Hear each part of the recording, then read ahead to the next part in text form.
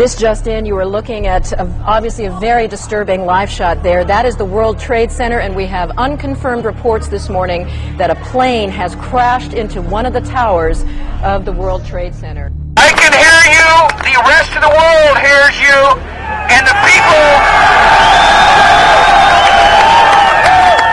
people who knocked these buildings down will hear all of us soon.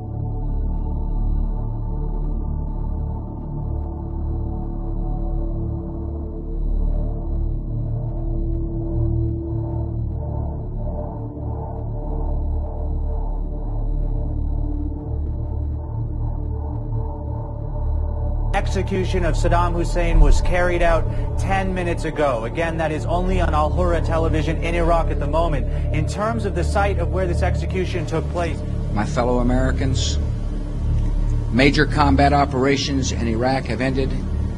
In the Battle of Iraq, the United States and our allies have prevailed.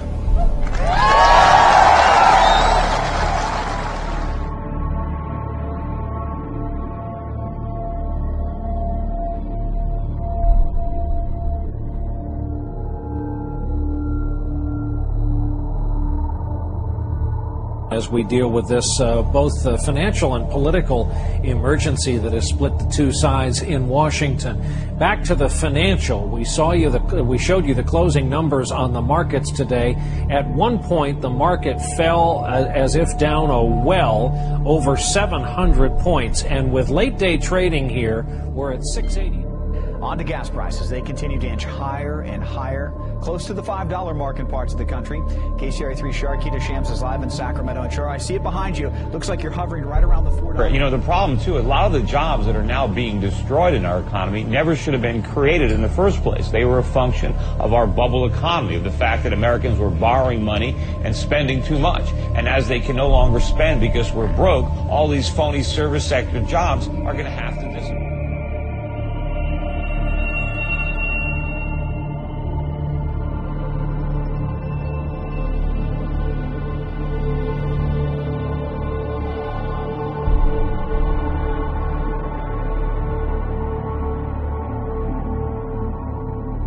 On this Tuesday in February, in states north and south, east and west, what began as a whisper in Springfield has swelled to a chorus of millions calling for change.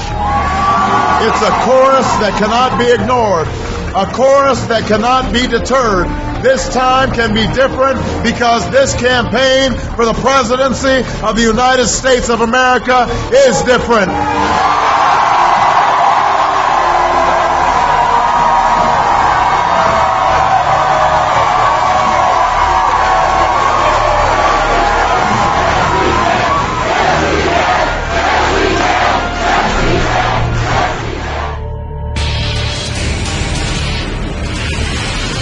And CNN can now project that Barack Obama, 47 years old, will become the president-elect of the United States.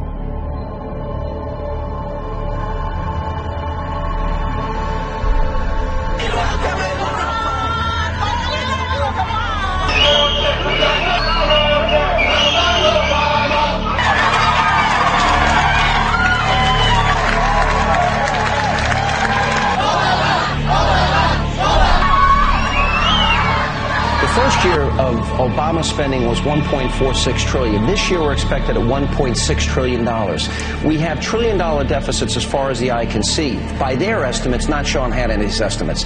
None of this includes, which is a separate issue and a separate matter, this recent vote, through all its corruption, the takeover of 1/6 of our economy, which is the healthcare industry. You put all of this in toto, in its entirety, and we are looking at not only the socialization, the Western European socialist model coming to America. We're looking at the end of capitalism in America as we know it. I want to add a point. He is by far, I predict, Neil, and I say this with all sincerity and passion that I can muster up, he will go down in American history as the worst president we have ever had. And I'm talking about national security, and I'm talking about economic issues.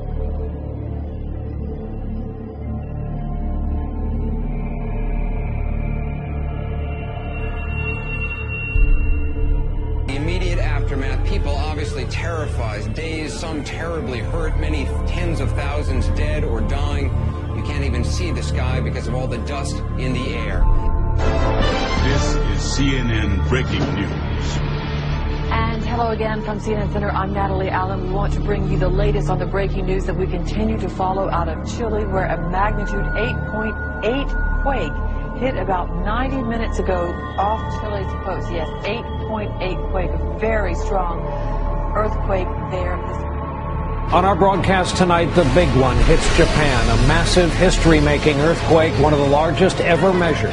And it triggers a massive tsunami all the way to the U.S. It's come almost out of nowhere. Swine flu, a potentially global virus which has people panicking from Mexico to Britain, from the US to New Zealand. It's killed more than 100 people, but is the panic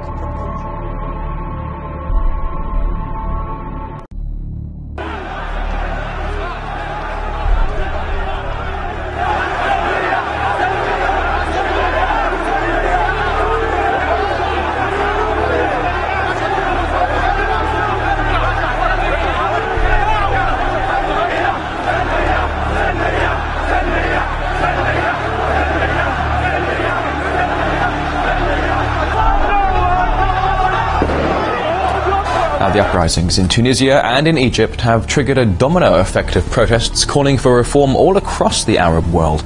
In Yemen, riots continued for a fifth day between thousands of pro- and anti-government demonstrators demanding the country's US allied president step down. Tonight, a good chunk of the country is feeling hot under the collar as an intense and what forecasters say will be a prolonged heat wave starts to take a dangerous hold across the middle of the country. By tomorrow at this time, temperatures will soar into the triple digits as far north as Minnesota. And no, this is not par for the course in July. This month, we have seen more than 900 temperatures meet or exceed all-time records. And of course, July is only half over. From Atlanta, NBC's Charles Hadlock begins our coverage. Texas is already in its worst drought in decades, and again this weekend it's broiling in the heat.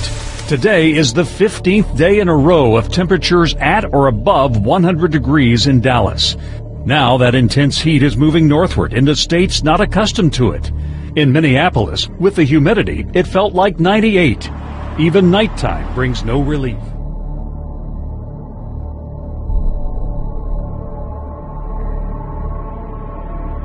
This. The first sign is the knowledge explosion. Daniel 12, the 4th chapter, God said to Daniel, I want you to shut up the book until the time of the end. That's a very important phrase, the end of days. When men shall run to and fro, and there will be a knowledge explosion. From the Garden of Eden until the 20th century, there was no knowledge explosion. In transportation, people rode horses just as David, Julius Caesar, George Washington. And then came the car, the jet, put people on the moon. We are that generation that's having the knowledge explosion. The same thing has happened in communication. From the Garden of Eden to the 20th century, there was no differentiation. Then we came the ability of telegraph, telephone, television, telewoman. You can reach somebody on an airplane, right, talking to them. And now in the field of medicine, from the Garden of Eden to the 20th century, now with medicine, we've had to redefine death because we can literally keep someone alive on stimulants indefinitely. Okay, so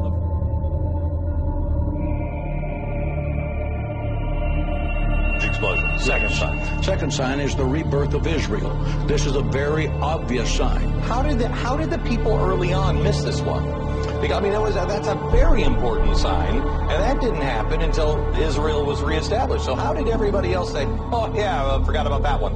Well, it had to do with the time that they were living in and the theological environment in which they were raised. My father, who was a Bible preacher in the middle 40s, made this statement: if the state of Israel is not reborn, we have a reason to believe the Bible is not true. And believe me, for my father, who was a Bible scholar, that was a monumental statement.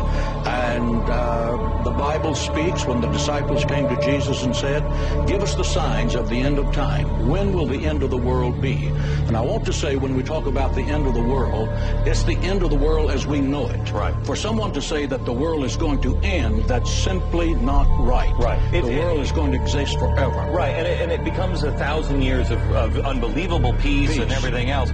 But you've got to, and we'll get into this a little later, you got to go through horrific times to get to that 1,000 years of peace. And I've often thought, when September 11th happened, I thought how quickly we will forget this. Remember how great we were, and we united with everybody else, and it didn't take too long before we forgot. So for us to live this way for 1,000 years, what must it be like to teach us to be humble and remember and respect each other and everything else?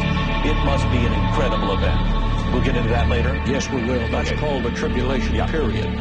That happens after these 10 signs. The rebirth of Israel, Jesus said in Matthew 24:32 that look at the fig tree, and when it blooms again, you will know that my coming is nigh at hand. Okay, that's Israel. That's Israel.